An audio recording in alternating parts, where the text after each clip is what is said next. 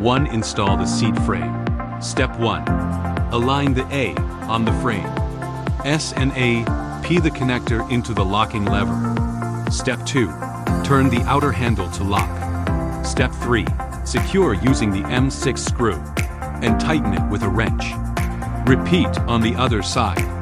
Asterisk note. Please check locking lever. Rotation direction. 2. Install the handle. Step 1. Unfold the seat. Insert the handle tube. Step 2. Adjust height as needed.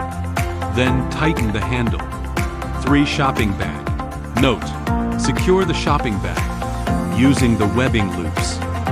4. Cup and cane holder. Operating instructions. 1. Brake. 2. Lock. Press down the brake to lock the walker. Warning: please lock the rollator before sitting. 3. Height adjustable. 4. Folding. Secure the closure clamp after folding.